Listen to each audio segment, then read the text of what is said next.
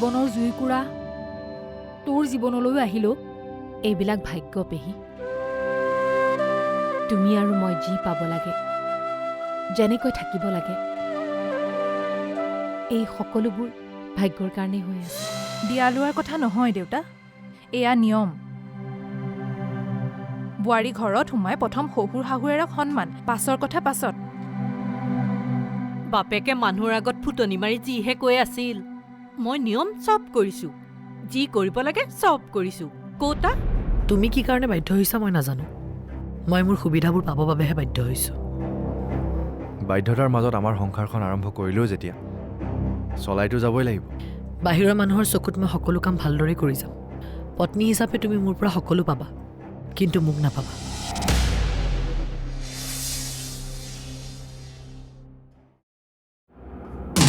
নীলা অ' নীলা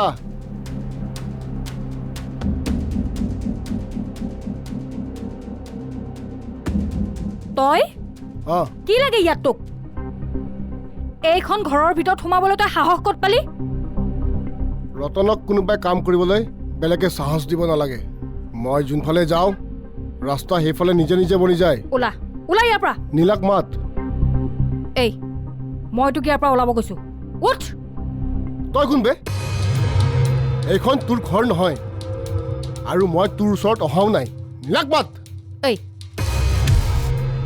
মোক তই কোন বুলি ভাবিছ হা এতিয়াই তোৰ ডিঙিত ধৰি মই গতিয়াই দিব পাৰো জান নাই এই চুপ থাক বেছি কথা নকবি নীলাৰ বয়ফ্ৰেণ্ডে বেলেগ ছোৱালী বিয়া পতাৰ পাছতো তোৰ ইমান টেম্পাৰ কিহৰ হা এতিয়া নীলাক কোনে বিয়া পাতিব তাইৰ চিন্তা তাই নিজে কৰিব তোৰ সেইবোৰ দৰকাৰ নাই আছে দৰকাৰ তাইক মই ভাল পাওঁ না এতিয়াও ভাল পাই আছো তাইক ময়ে বিয়া কৰাম মাত তাইক মই তাইৰ লগত কথা পাতিম ভাগ্য ভাল যে তাই ঘৰত নাই তাই যদি তোৰ এই কথা শুনিলেহেঁতেন নহয় ফাঁকি নামাৰিবি মাত নীলাক বেছি উস্তাদি নামাৰিবি মই সঁচা কথা কৈছো নীলা ঘৰত নাই তই ভালে ভালে ইয়াৰ পৰা ওলা ওলা বুলি কৈছো নহয় ওলা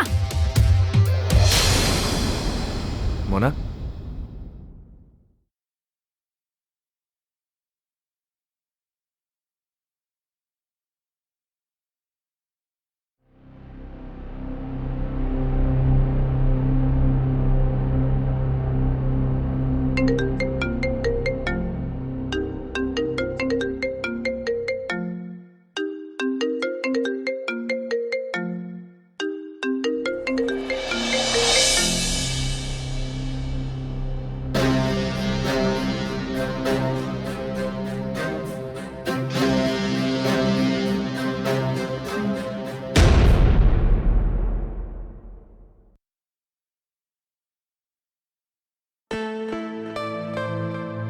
দেউতা বহিছে নিৰণ আহা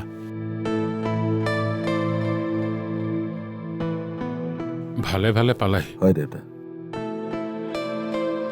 ঘৰলৈ গৈ দুদিনতে আকৌ আহিম বুলি ভবা নাছিলো মাইনাই অলপ দিন থাকিম বুলি কোৱাৰ কাৰণেহে মই থৈ গৈছিলো তাই হেনো হঠাতে কিবা ঘৰলৈ যাম বুলি ক'লে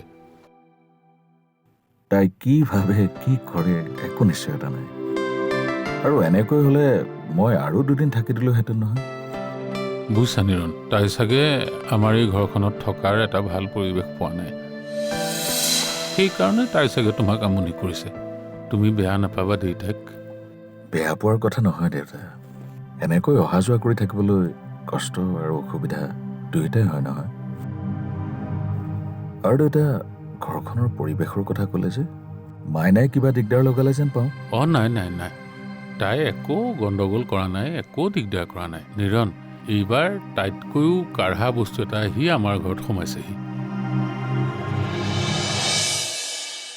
মইতো একো কাঢ়াকে কোৱা নাই যিটো সঁচা সেইটোৱে কৈছো আপুনি সদায় ইয়াতে থাকে নে শহুৰৰ ঘৰতো যায় মই ইয়াত থাকিবলৈ মইতো ডিভৰ্চি নহয় ইয়াত সদায় নাথাকে যদি যাব লাগে মোক যে বোৱাৰীৰ দায়িত্ব কৰ্তব্যৰ কথা শিকাই আছে আপোনাৰ কি নিজৰ হাজবেণ্ড আৰু শাহুৰ প্ৰতি কোনো দায়িত্ব নাই যাম যাম বিয়াৰ পাছত অলপ ঘৰখন ঠিক ঠাক কৰিম বুলিহে দুদিনমান আছিলো তুমি নাভাবিবা যে মই মাৰ ঘৰত বহি বহি ভাত খাবলৈ আহিছো বিয়া হোৱাৰ আজি এসপ্তাহ পাৰ হ'ল এতিয়া কি ঠিক ঠাক কৰিবলগীয়া আছে আপোনাৰ আপোনাৰ একো ঠিক ঠাক কৰিব দৰকাৰ নাই মই আছো নহয় তুমি কি ঠিক ঠাক কৰিবা এইকেইদিনতে গম পাইছোৱে নহয় একো গম পোৱা নাই আপুনি একোৱে গম পোৱা নাই নিজ চকুৰে দেখিলেহে গম পাব যে মই মোৰ স্বামী আৰু শাহু শহুৰক কেনেকৈ ঠিক লগাওঁ আপুনি গম পাই যাব বাইদেউ ধনী মানুহৰ ছোৱালীক বোৱাৰী কৰি আনিছেতো ভালদৰে জানি যাব মোৰ নিচিনা এজনী বোৱাৰী পাবৰ কাৰণে কিমান কি হেৰুৱাব লাগিব তুমি এটা কথা মনত ৰাখিবা মোৰ মা দেউতাৰ যদি কিবা অনিষ্ট হয় নহয় ময়ো কিন্তু তোমাক কেতিয়াও ক্ষমা নকৰিম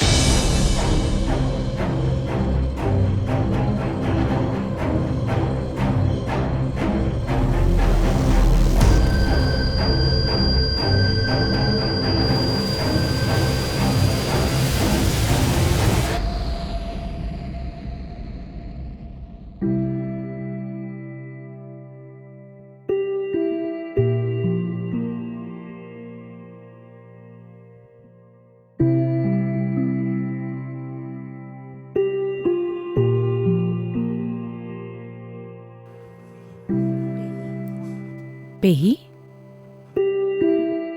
মই দুদিনমানৰ পৰা এটা কথা মন কৰিছোঁ তুমি অলপ মনটো মাৰি থকা হৈছা কথাটো কি পেহী কি হৈছে পেহী তোমাৰ গা চা বেয়া নেকি নাই মোৰ গা বেয়া হ'বনে মোৰ নিচিনা মানুহৰ ওচৰলৈ বেমাৰেও আহিবলৈ চিন্তা কৰিব লাগিব তোমাৰ নিচিনা ষ্টিল বডিৰ মানুহ এজনীৰ মনটো কিয় বেয়া কোৱাচোন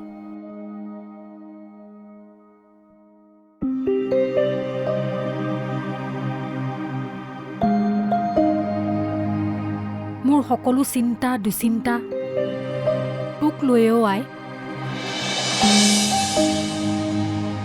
অকলে অকলে বাৰু তই জীৱনটো কেনেকৈ পাৰ কৰিবি মোৰ দেখোন ভাবিলেই অকলে অকলে কেনেকৈ হ'ব পেহী তুমি জানো মোৰ লগত নাই মই থকা দিনকেইটালৈকে বাৰু আছো কিন্তু তাৰ পাছত মই জানো তোৰ কাষত থাকিবলৈ চিৰদিন জীয়াই থাকিম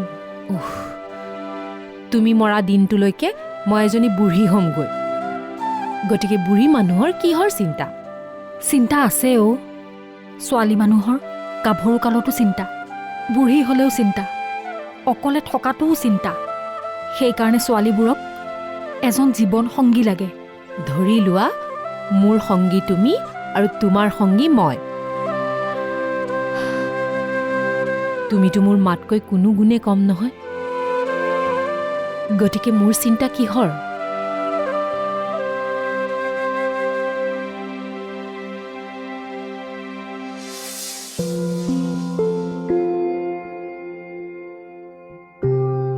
ভিনদেউ অঁ আহিলা ক'ৰবাত কিবা কামত ওলাই গৈছিলা চাগে কাম একো নাই এনেই অলপ ওলাই গৈছিলোঁ এনেই ওলাই গৈ ইমান দেৰি বাহিৰত নাথাকিবা তুমি নতুনকৈ সংসাৰ কৰিছা পত্নীক অকলশৰীয়া নকৰিবা এই বিষয়ে মোৰ ভাবিবলগীয়া একোৱেই নাই ভিনদেউ মই ঘৰত থকা বা নথকাক লৈ মোৰ ৱাইফৰ একো কথাই নাই মই থকাত যি নথকাটো সেই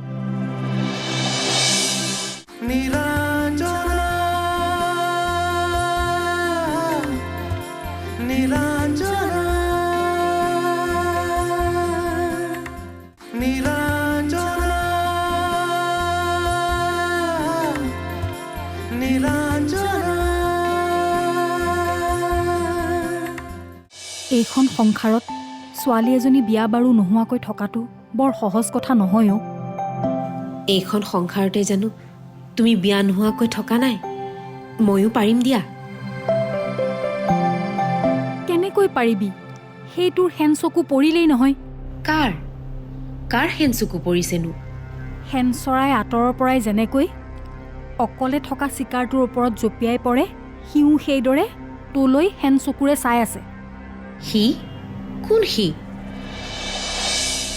পেহী নোকোৱা কিয় ৰতন গুণ্ডা সেইটোলৈ দেখোন মোৰ বৰ ভয় লগা হৈছে অ' সি বৰ বেয়া মানুহ সি ভাবিছে দিগন্তই যেতিয়া বিয়া পাতিলে তই চাগে এতিয়া যাৰে তাৰে লগত গুচি যাবি তাইক মই ভাল পাওঁ না এতিয়াও ভাল পাই আছো তাইক ময়ে বিয়া কৰাম এতিয়া দেখোন তই ঘৰত থাকিলেও মোৰ ভয় লাগি থাকে, ক'ৰবালৈ ওলাই গ'লেও ভয় লাগে। মুঠতে মোৰ শান্তি নাই। এইবোৰ কথাৰ কাৰণে চিন্তা কৰি নাথাকিবা পেহী। ৰতনক মই ভয় নকৰোঁ, তাক মই চম্ভালিব পাৰিম। মই তাৰ শত্ৰু নহয় নহয়, সি মোক ভালহে পায়। কিয় ভাল পাবহি? তাৰ নিচিনা গুণ্ডা মাৱালী এটাই তোক ভাল পাওঁ বুলি ক'লেই হ'বনে? একো নাই দিয়া, গুণ্ডা মবালি হ'লেও মোক যে এইখন সংসাৰত কোনোবাই ভাল পাই আছে।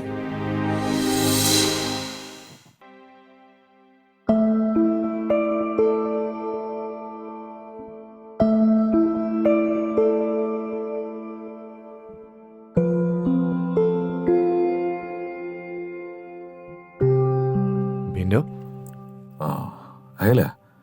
ক'ৰবাত কিবা কামত ওলাই গৈছিলা চাগে? কাম একো নাই, এনেই অলপ ওলাই গৈছিলোঁ। এনেই ওলাই গৈ ইমান দেৰি বাহিৰত নাথাকিবা। তুমি নতুনকৈ সংসাৰ কৰিছা, পত্নীক অকলশৰীয়া নকৰিবা। এই বিষয়ে মোৰ ভাবিবলগীয়া একোৱেই নাই ভিনদেউ। মই ঘৰত থকা বা নথকাক লৈ মোৰ ৱাইফৰ একো কথাই নাই। মই থকাত যি নথকাটো সেই। মানুহৰ ব্যৱহাৰ ইমান বেয়া হ'ব পাৰেনে? মোক তাই তেনেকে ক'ব পাৰিছে? এইখন ঘৰৰ মই ডাঙৰ সন্তান, জানেনে নাই তাই? ভাবিছিলোঁ ডাঙৰ মানুহৰ ঘৰৰ ছোৱালী, কথাই বতৰাই স্বভাৱে চৰিত্ৰই ভাল হ'ব। চব মিছা। কাপোৰে কানিয়ে চেহেৰাটো ভালকে ৰাখিলে কি হ'ব? পেটটো পচা। এতিয়াই এয়া পুৰণা হ'লে দেখোন ঘৰলৈ আহিবই নোৱাৰা হ'ম। ইমান ওপৰলৈ উঠিব দিব নোৱাৰি, দমাব লাগিব। মই আগতেই কৈছিলোঁ, ইমান ধনী ঘৰৰ ছোৱালী এজনী খুজি খুজি এনেই দিবলৈ নাহে, কিবা এটা গণ্ডগোল আছে। মোৰো মনে ধৰিছিল কথাটো। মনে ধৰিছিল যদি ভালদৰে চাই চিতি ল'ব লাগিছিল। সেইজনী বোৱাৰীৰ লগত জীৱনটো কটাবি কেনেকৈ? দেউতাৰেহে লৰালৰিখন কৰিলে, আৰু তাইৰ বাপেকেও এনেকুৱা দেখুৱালে যেন বিয়াখন নহ'লে কিবা বিপদহে ঘটিব। সেইটোৱেতো গণ্ডগোল, কিবা এটা খুঁত আছে। সেইকাৰণেহে যেনে তেনে দি ল'ব বিচাৰিছিল। এতিয়া তহঁতে ভুগি থাক। দিগন্তটোলেহে বেয়া লাগিছে অ'। তাক ভালকৈ মাত এষাৰ দিয়াও শুনা নাই। ভাল ব্যৱহাৰ এটা যদি ঘৈণীয়েকজনীৰ পৰাই নাপায়, এতিয়া সি অলপ ঠিক হ'ব লাগিব। তহঁতক কিবা ক'লে সি তাইক উভতি ধৰিব লাগিব। মোৰ মা দেউতাক কিয় এনেকৈ কৈছা বুলি। আমাৰ এওঁ মোক যেনেকৈ উভতি ধৰে। কাইলৈ যোৱাৰ আগত মই ভাইটিক লেচন এটা দি যাব লাগিব। তই আকৌ তাক একো বুজাব নালাগে নেকি? মোৰ যি মন যায় মই তাকেই পিন্ধিম, আৰু মোৰ য'ত যাবলৈ মন যায় মই তাতেই যাম। তাতে মই কাৰো হকা বধা নামানো। কিন্তু তুমি সংযমী হ'ব লাগিবই। এতিয়া তুমি ভাস্কৰঞ্জনৰ ছোৱালী হৈ থকা নাই, তুমি এই অবিনাশ বৰুৱাৰ বোৱাৰী হৈছা। সজাত বন্দী হোৱা বোৱাৰী লাগিছিলে যদি মোক কিয় চিলেক্ট কৰিলে? সেইবোৰ বিচৰাৰ আগতে ভাবি চাব লাগিছিল যে মই কেনেকুৱা এখন ঘৰৰ পৰা আহিছোঁ। আহিছোঁ নহয়, মইতো নিজে অহা নাই। মোৰ পাপাক খুচলাই আপোনালোকেহে মোক ইয়ালৈ লৈ আহিছে।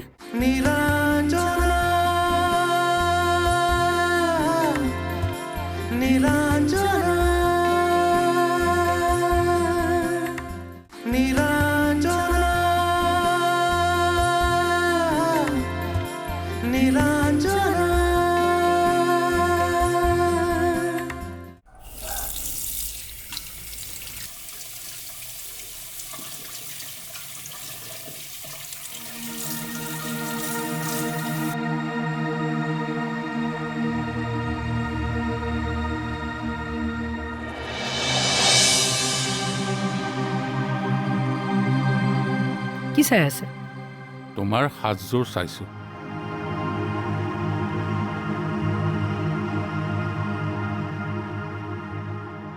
ভাল লাগিছে? লাগিবই, এইযোৰটো কম দামী ড্ৰেছ নহয়। ভাল নালাগিব কিয়? একেবাৰে ভাল লগা নাই। এনেই নতুন বোৱাৰী এনেকুৱা পোছাকেৰে ভাল নালাগে। চোৱা, তোমাৰ নিজৰ ৰুমৰ ভিতৰত কথাটো বেলেগ, কিন্তু ৰুমৰ বাহিৰত তুমি এনেকুৱা সাজ পিন্ধিব নোৱাৰিবা নহয়। তাৰমানে এইখন ঘৰত মোৰ ড্ৰেছিং চেন্সখিনিও আপুনিহে দিব নেকি? নহয়, মোৰ কাপোৰৰ বিষয়ে মাত মাতিবলগীয়া নাই, কিন্তু এইবোৰ কথা তোমাৰ মাৰে শিকাবলগীয়া কথা।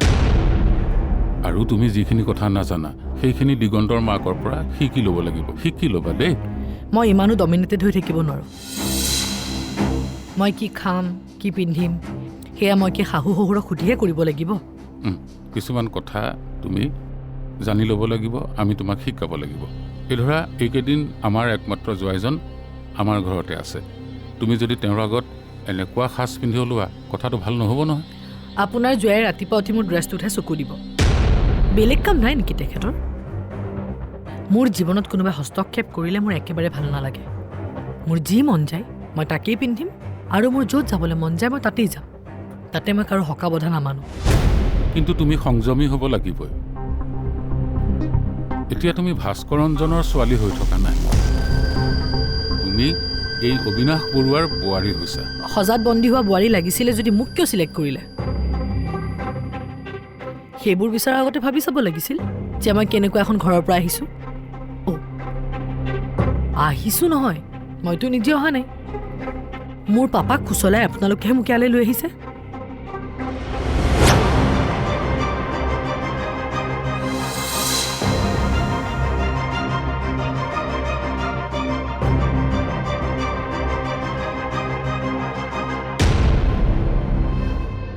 এই ছোৱালীজনীক বাৰু আমি এই কথাবোৰ বুজাব পাৰিমনে?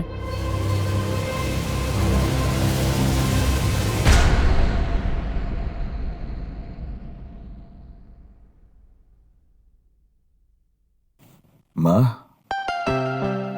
নিৰণ, মা আমি অলপ পাছতে যাম আৰু। মই ভাতকেইটা বঢ়াই দিওঁ, সুদাই নিকাই খাই যোৱা। ভাতকেইটা খাই গ'লে দেৰি হ'লেও আৰু কথা নাই। মা কথা এটা কওঁ, মাইনাক বাৰু অলপ বুজাইছেনে? ইয়াৰ পৰা গৈ যদি তাই আকৌ আমাৰ ঘৰখনত মিলিব নোৱাৰে? তাইকনো কি বুজাম? তুমি দেখিছাই দেখোন, আমাৰ ঘৰতো সেই একেই পৰিৱেশ এটাৰে সৃষ্টি হৈছে। মই কালিৰ পৰা থাকিয়ে গম পাইছোঁ। তুমি তেওঁ মাৰাৰ লগতে আছা, মানে মাৰাৰ ফালে মাত এষাৰকে মাতা। আমাৰ ল'ৰাইতো তাকো মাত নিদিয়ে। জানো কপালত কি লিখা আছে গম নাপাওঁ আৰু। বোৱাৰীবোৰে ঘৰখনক নিজৰ বুলি ভাবিব নোৱাৰিলে বৰ দিগদাৰ। দিগন্তক আপোনালোকে বেয়া নাপাব, সিও মোৰ দৰে ভিক্টিম, ভুক্তভোগী। মাইনাই কথাবোৰ বুজি পাইছে। বোৱাৰীজনী ব্যৱহাৰ বেয়া হ'লে ঘৰখনত কিমান অশান্তি হয় মই তাইক বুজাইছোঁ। তাইৰ অন্য প্ৰব্লেম একো নাই নহয়, মাত্ৰ মই কাম বন নকৰি বহি থাকোঁ বুলি ভাবে, আৰু মাৰ কথা এটাও মানি ল'বলৈ টান পায়। সেই বুঢ়ী মানুহজনীৰ লগত জেদ ধৰি থাকি কি লাভ কওকচোন? একো লাভ নাই। এইবোৰ জেদ, অহংকাৰ, ঈৰ্ষাৰ পৰা কাৰো একো লাভ নহয়। মই জীৱনত বহুত বিপৰ্যয় দেখিছোঁ। মানুহৰ সকলো শেষ হৈ যাবলৈ এক মুহূৰ্তও নালাগে। সঁচাই কৈছে মা, জেদ অহংকাৰে কাৰো ভাল বা উপকাৰ একো নকৰে, ক্ষতিহে কৰে। কালি ৰাতি মাইনাক এইবোৰকে বুজাইছোঁ, তাই বুজিছে। আমাৰ বোৱাৰীয়ে আমাক বেয়া ব্যৱহাৰ কৰাৰ কাৰণে তাই দুখ পাইছে। এতিয়া তাই চব বুজি পাইছে।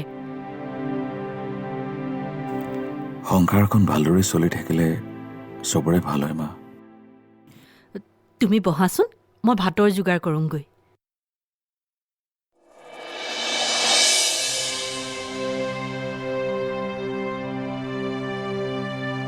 মনালিছাৰ এই ধৰণৰ কাৰ্যকলাপে যদি মোৰ সংসাৰখনলৈ শান্তি আনে, তেন্তে বেয়া হ'লেও মই মনালিছাক চেলিউটহে দিম। যতনে বান্ধি ৰাখি মন বুকুতে বাকী আছে পন কিমান সপোনে বলোৱা, লিখি যাম এটি এটি পন শুনি তৰ চিয়াহিৰে ধন মনে বিচৰা।